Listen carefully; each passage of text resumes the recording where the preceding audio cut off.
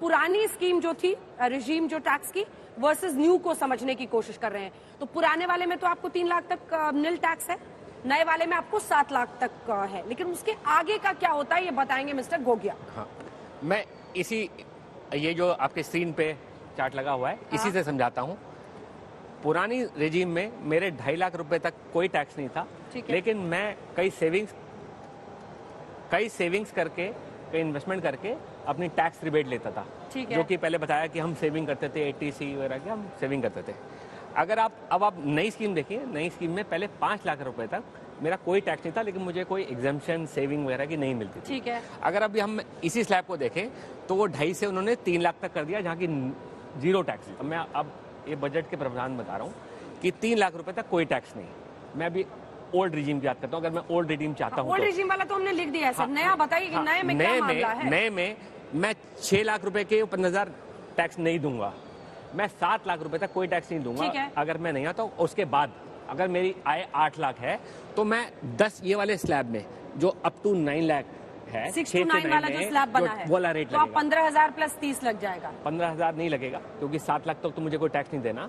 7 से 9 की स्लैब में मैं आ जाऊंगा। अच्छा। और मैं वो जो टैक्स रेट है वो टैक्स दूंगा, तो 15,000 एक ये बचेगा मेरा अप टू 6 लाख का। 1 लाख रुपए पे जो 10% है वो बचेगा, और फिर जो बाकी 8 लाख या जो भी 9 लाख जो भी इनकम है उस पर वो रेट लगने लग जाएंगे।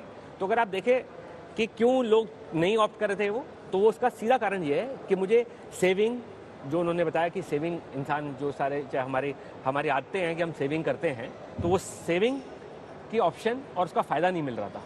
अगर आप देखें सर, वैसे तो कहावत है जहां ना पहुंचे रवि वहां पहुंचे कवि, लेकिन कहा जाता है कि जहां रवि कवि कोई ना पहुंचे वहां टैक्स वाला कोई ना कोई दांव पेच निकाल देता है, समझा देता है। अब मुझे बताइए कि क्या होगा इससे? क्या न्यू टैक्स रिजीम को वाकई पुश मिलेगा जो सरकार कोशिश कर रही है? बाय डिफॉल्ट भी वो न्यू टैक्स रिजीम ही पुश कर रहे हैं। हाँ, बिल्कुल मिलेगा। हाँ, बिल्कुल मिलेगा। लोग ऑप्ट करेंगे ज्यादा, ये ज्यादा एडवांटेजेस होगा उनके लिए। अगर आप देखें, और सर, हाँ, आप समझिए कि कैमरा नहीं है यहाँ। हाँ, ऑफ स्क्रीन आप अपने किसी क्लाइंट से बात कर रहे हैं, उनको आप क्या कहेंगे? बी ऑनेस्ट कि आप क्या कहेंगे उनको कि नया टैक्स रिजीम ऑप्ट कर लो या पुराना वाला अच्छा है, आपको एग्जेम्पशंस मिल रहे हैं? अगर आप सेविंग कर सकते हो 1.5 लाख रुपए तक की जो करते आए थे आप, तो आप पुराना और नए में ज्यादा फर्क नहीं आ रहा है, क्योंकि जो 1.5 लाख की सेविंग है उससे मुझे टैक्स बिडल। लेकिन अगर आप हायर हो, 10, 15, 20 लाख रुपए वाली सैलरी वाले हो, तो आपको कोई फर्क नहीं पड़ता। आप नई वाली ऑप्ट करिए, कम कंप्लायंसेज हैं, कम चीजें हैं। तो नई वाली स्कीम आप पक्का बताएंगे कस्टमर। कैमरा हमने ऑफ कर दिया था बीच में। चलिए सीधे चलते हैं राजीव डोंडियाल के पास, हमारे सहयोगी। और राजीव, आपके साथ भी एक टैक्स एक्सपर्ट है, जल्दी से उनसे पूछिए कितना बड़ा फायदा ये, और किस तरह से एक टैक्स एक्सपर्ट जो वित्त मंत्री की तरफ से आज ऐलान किया गया उस पर क्या राय है उनकी? बिल्कुल अंजना, मैं सीधा उन्हीं से बात कर लेता हूं, क्योंकि एक बड़ी अनाउंसमेंट ये है, ये जो टैक्स में छूट दी गई है, ये कितना बड़ा फैसला है और इसको आप कैसे देख रहे हैं? देखिए, इसमें 35,000 करोड़ की उन्होंने छूट दे दी है। It's a fantastic budget, growth oriented है, इंक्लूसिव है, प्रोग्रेसिव है, और टैक्स रेट कम करने, स्लैब कम करने से, टैक्स रेट कम करने से कंजम्पशन बढ़ेगी, तो कंजम्पशन बढ़ेगी तो उनको गवर्नमेंट को जीएसटी आएगी। तो मेरे हिसाब से तो बहुत बढ़िया बजट है। क्या 2024 चुनाव से पहले टारगेट, मिडिल क्लास को टारगेट करने के लिए फैसला लिया गया? नहीं, मिडिल क्लास को नहीं, सबको दिया इन्होंने। जो हाईएस्ट टैक्स 42% से 39% कर दिया है, स्लैब रेट 6 से 5 कर दिए हैं, और रैशनलाइज कर दिए हैं टैक्स रेट्स। और लग रहा है कि न्यू टैक्स रिजीम में अब सबको जाना पड़ेगा।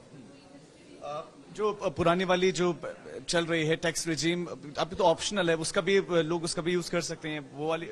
हाँ, वो ऑप्शनल है, बट अब ज्यादा ये लग रहा है कि विदाउट एनी डिडक्शन लोग नए टैक्स रिजीम की तरफ मूव करेंगे। तो डेविन नारंग हमारे साथ है, इकोनॉमिस्ट। वो कह रहे हैं कि अंजना की ये जो पूरा का पूरा जो नई व्यवस्था है, जो टैक्स में छूट दी गई है, बहुत अच्छा है, ज्यादा से ज्यादा लोग इसी को ऑप्ट करेंगे। और ओवरऑल बजट को आप किस तरह से देख रहे हैं? देखिए, ओवरऑल बजट जैसे मैंने पहले बोला, इंक्लूसिव है, प्रोग्रेसिव है, ग्रोथ ओरिएंटेड है, कंजम्पशन इंक्रीज होगी इससे, तो ओवरऑल इसका बहुत अच्छा बेनिफिट मिलेगा। रिन्यूएबल एनर्जी सेक्टर में इन्होंने बहुत अच्छे इंसेंटिव्स दिए हैं, बड़ी प्रोग्रेसिव पॉलिसी बनाई है, एग्रीकल्चर में बड़ी प्रोग्रेसिव पॉलिसी बनाई है। इसमें India to become a global manufacturing hub, उसके लिए बड़ी अच्छी पॉलिसी करी है।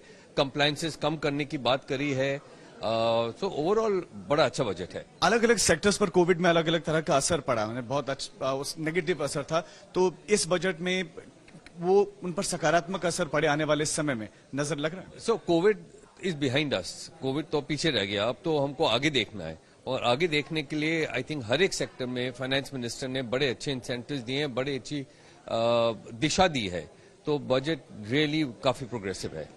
बजट को प्रोग्रेसिव बता रहे हैं एक्सपर्ट, और अंजना वो ये कह रहे हैं कि ये जो छूट मिली है ये वाकई बड़ी छूट है, बड़ी राहत देगी और सिर्फ मिडिल क्लास को नहीं हर वर्ग को। बिल्कुल बड़ी छूट है, बड़ी राहत देगी और सिर्फ मिडिल क्लास को नहीं हर वर्ग को। बिल्कुल।